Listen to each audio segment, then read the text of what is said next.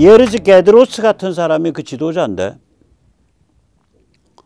이 사람들의 논리는 이거예요. 이게 지식인 집단이에요. 논리가 이거예요. 독일 제국주의, 소련 제국주의, 이걸 소련을 제국주의로 본 거예요. 이 사람들 침략적 제국주의로 보는 거예요. 정확히 본 거죠. 침략적 제국주의다. 우리 운남 이승만도 1922년에 벌써 그 얘기하잖아요. 저건 자기 나라 이익밖에 모르는 하나의 나라니까 저기를 조국으로 떠받들었다간 작살난다. 그게 공산당의 당부당에서 우리 운남이 얘기한 거 아닙니까? 독일 제국주의, 소련 제국주의와 맞서려면 폴란드 안에 제국주의도 극복해야 된다. 즉 폴란드 안에 눈먼 민족주의, 폴란드 안에 있는 패권주의도 극복해야 된다. 즉 리우드는 우리 것, 잃어버린 땅도 우리 것, 그렇게 하면 안 된다. 이미 세계는 얄타 회담으로 된 거다. 그리고 언젠가 공산주의는 필멸한다. 우크라이나가 버젓한 국가가 돼서 폴란드랑 함께 하면 그때 비로소 우리가 독일과 소련의 제국주의를 물리칠 수 있다. 지금 우리가 보고 있는 저 구도가 무려 70년 전에 프랑스의 망명에 있던 가난한 폴란드 지식인들에 의해서 탐구되고 이론화되고 퍼뜨려진 구도예요. 저 구도와 푸틴이 붙은 거예요.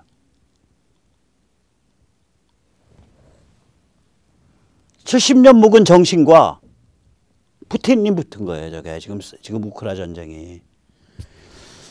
그래 이게 어느 그럼 뭐 야 그 사람들 뭐 망명 지식인들 좀 떠들면 지나가는 거 아니에요. 저게 쭉 이어져요, 맥이. 그래가지고 솔리다리티 폴란드 반공 세력이죠. 폴란드 민주화를 80년대 일으켜낸 데죠.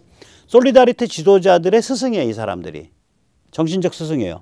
솔리다리티 지도자들 그 중에 이제 아담 미슈니크 혹은 야세크론 이런 사람들이 바로 이 쿨트라 그룹, 이걸 이제 예르즈 게드로츠가 이끈 그 쿨트라 그룹의 이야기를 고스란히 해요.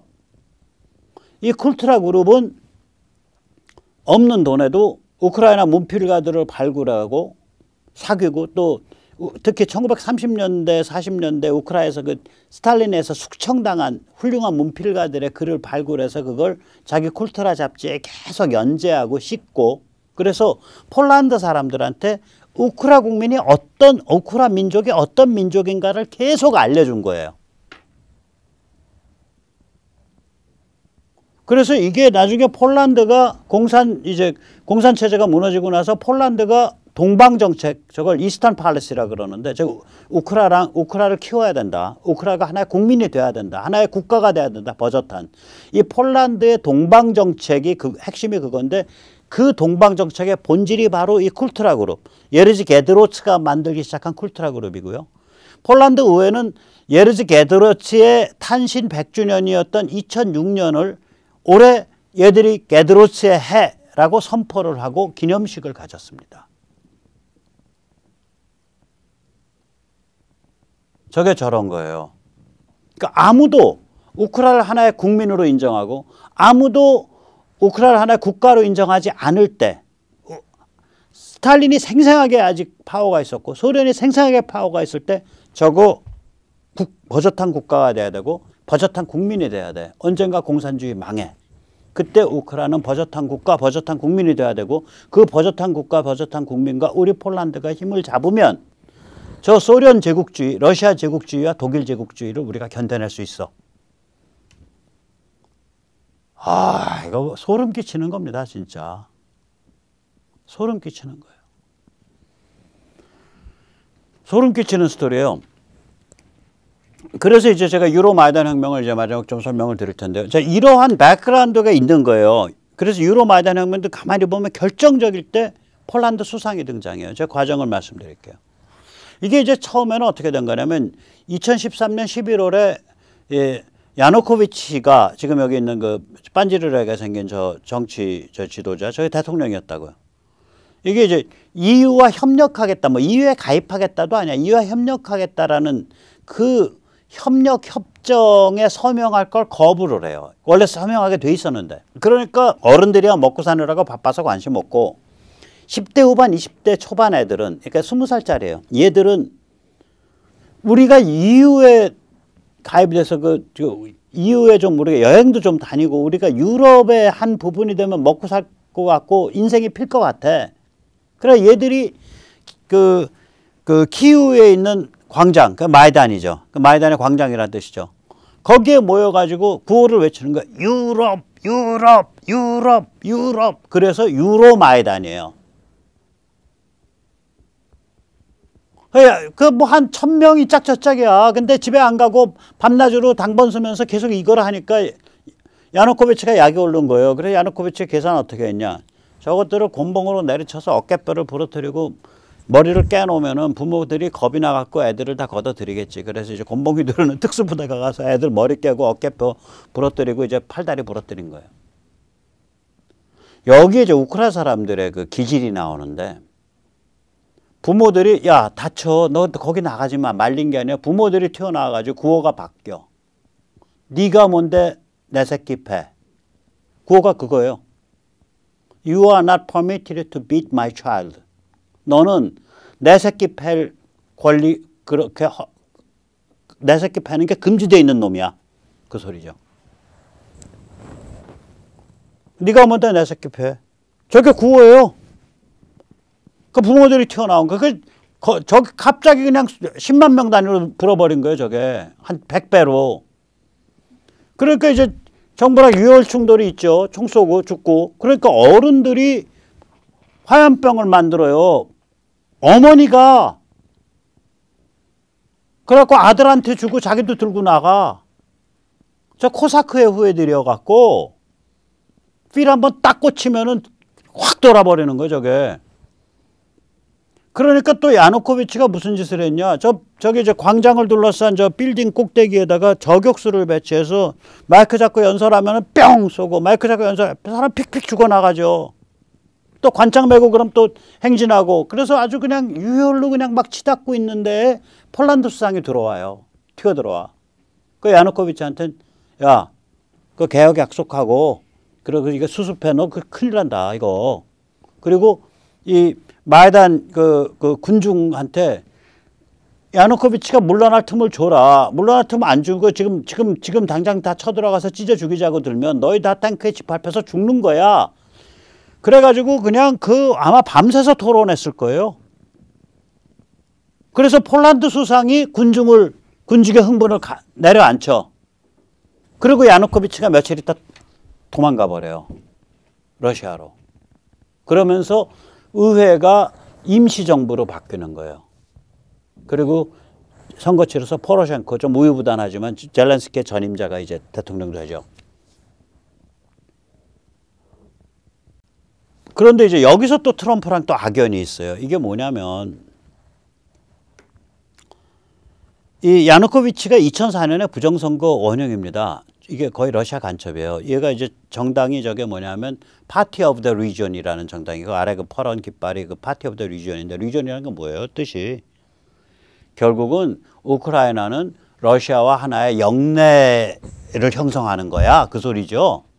그러니까 저 당명 자체가 친러파, 종러파 당명이에요. 그러니까 우리로 치자면 뭐냐면은 당명이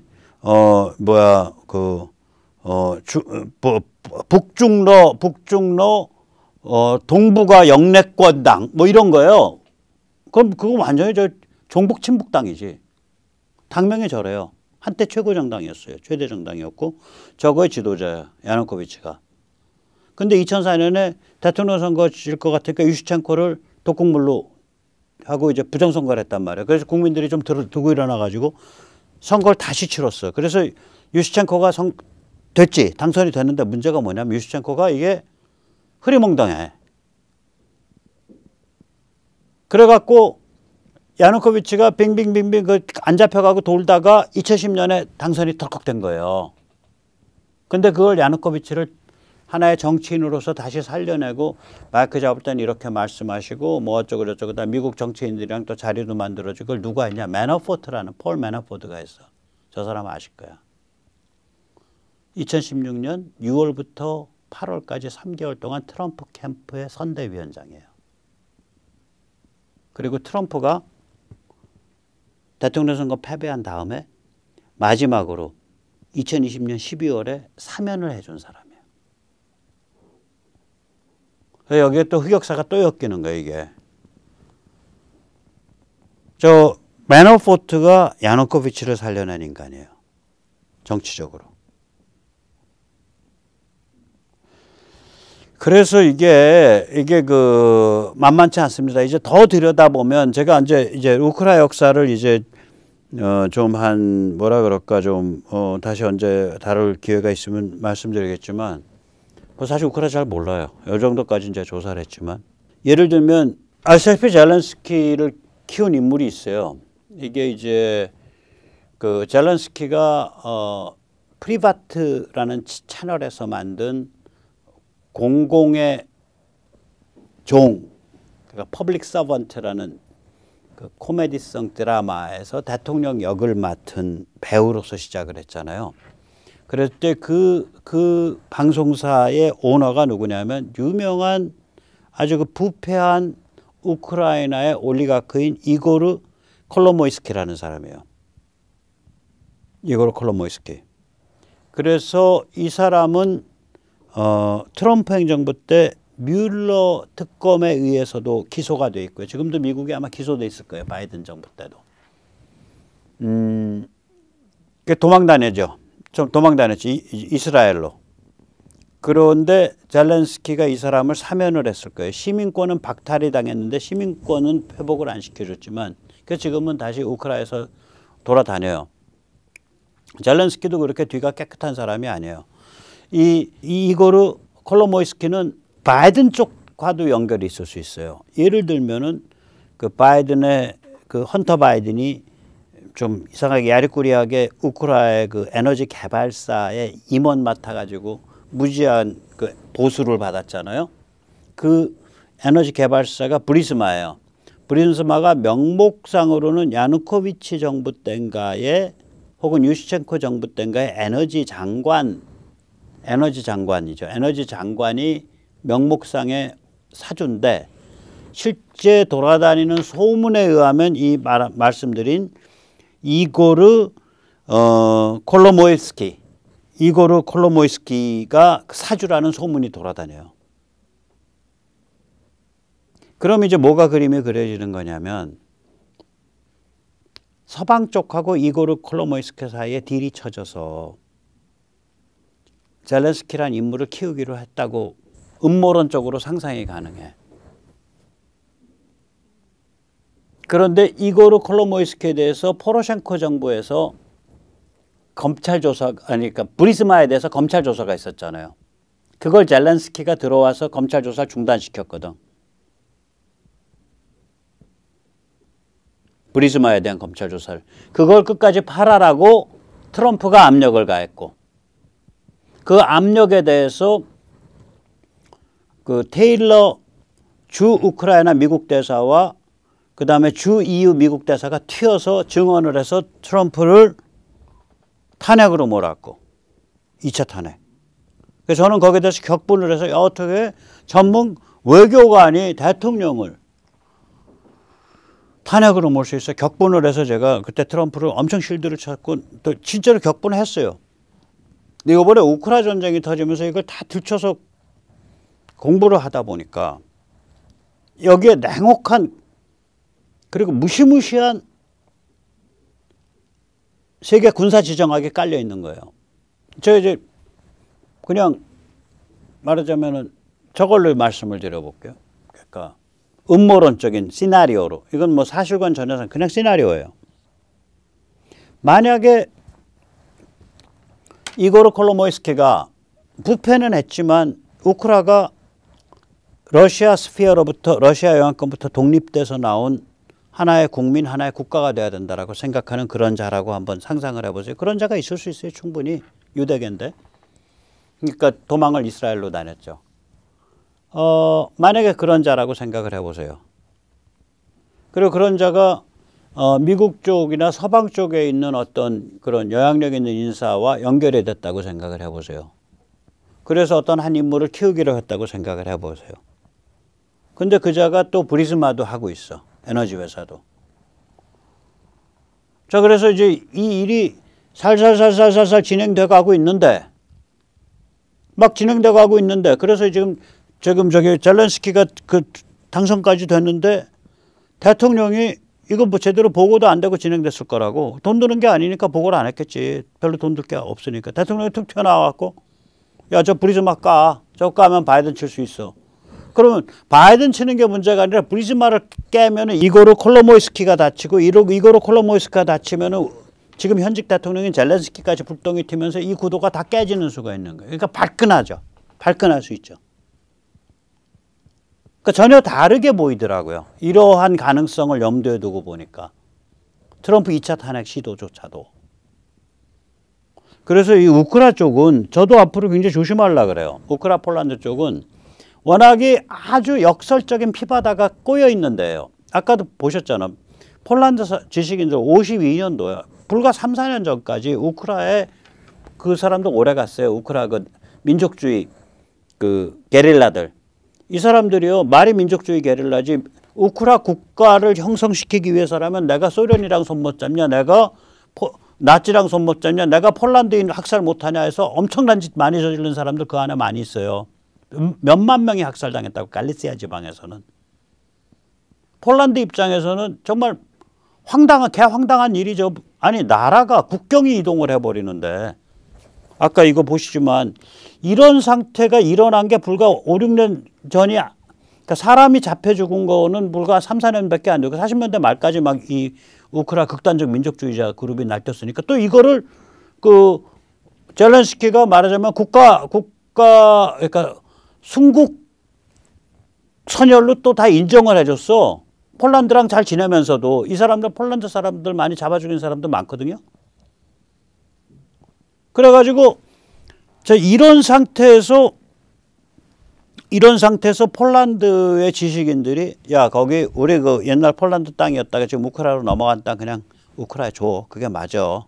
그리고 쟤들 버젓한 국민국가, 버젓한 국가, 버젓한 국민이 돼야 돼. 언젠가 소련이 무너졌을 때 그거 우리 정신적으로 준비해야 돼.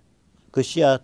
그래서 지금 우크라 사람들 좋은 지식인들, 문학자들, 죽은 사람들, 지금 있는 사람들 발굴해 갖고 우리가 계속 이렇게 폴란드 사람들한테 소개하는 거야. 얼마나 역설적이에요. 이런 역설이 나올 수밖에 없는 피해 절어 있는 비극이 꼬이고 꼬인 땅입니다. 저기가. 그래서 제가 야 저거 좀 조심해서 좀 이제 잘 들여다봐야겠다. 함부로 트럼프 편든다고 막 그 설쳤던 건 좀 잘못된 거네. 제가 그 우크라 주 우크라 미국 대사님 죄송합니다. 그 다음에 주 EU 미국 대사님 죄송합니다. 지금 제 추정이 맞다면 그때 귀하들이 왜 트럼프에 대해서 그렇게 격분해서 튀어나왔는지 이해가 돼요. 또 그런 의미에서 여기 그 스티븐 심 제가 가끔 조롱했었는데 여기 주한 미국 대사했던 심은경 선생 제가 많이 조롱했었는데 왜냐면 중앙일보에서는 칼럼에서 그 미국 국무부 이 대사들을 옹호를 했었다고요. 조롱했었는데 만약에 저런 뭐 그게 100%는 아니더라도 저런 어떤 흐름 속에서 그 사람들이 아마 격분했던 이유는 제가 아까 추정하는 그 시나리오대로는 아니더라도 뭔가 우크라에서 물밑에서 진행되고 있는 것이랑 관계 있는 거예요. 이고르 그 콜로모이스키나 브리즈마란 회사가. 근데 그거를 트럼프가 건드린 거예요. 그러면 이제 산통이 다 깨지는 거예요. 그러니까 그거 보호하면서 트럼프를 공격한 거라고.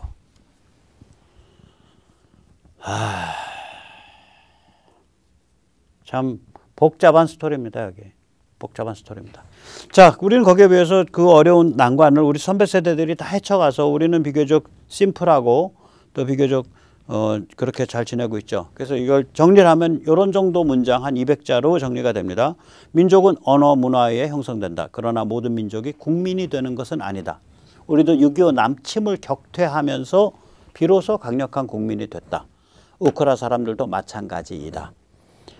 2013년 말 2014년 초 마이단 광장에서 유럽이라 외치고 네가 뭔데 내 새끼 때려 라고 외치는 그 절규를 통해 국민이 되어가는 대장정에 나선 것이다. 2014년 10월 푸틴은 침공 합병을 통해 너희는 국민도 아니고 국가도 아니야 라고 선언했다. 그 이후 이어진 8년의 갈등이 이번 전쟁으로 터져나왔다. 이 전쟁을 통해 우크라 민족은 우크라 국민으로 우뚝 선다. 이 위대한 행보를 추동하는 정신과 비전은 무려 70년 전인 1952년 프랑스에 망명한 가난한 폴란드 지식인들에 의해 준비됐다. 저게 그 지식인들이 출판했던 그 허접한 껍데기를 가진 쿨트라라는 잡지의 표지입니다. 예. 자, 그래서 이게 이렇게 엄정한 이 세계 군사 지정학이거든요. 우리가 그 중에서 제일 엄정한 스팟에 지금 살고 있죠. 저 시뻘건 덩치 옆에 끼고 또 저 평양 영산교 위에다가 놓고서 살고 있는 거죠. 그래서 우리가 굉장히 슬기롭게 대처해 가야 됩니다. 그래서 이 국방이나 또 이런 것도 굉장히 군사력이나 굉장히 생각 많이 해야 됩니다. 오늘 여기까지 모시겠습니다. 감사합니다.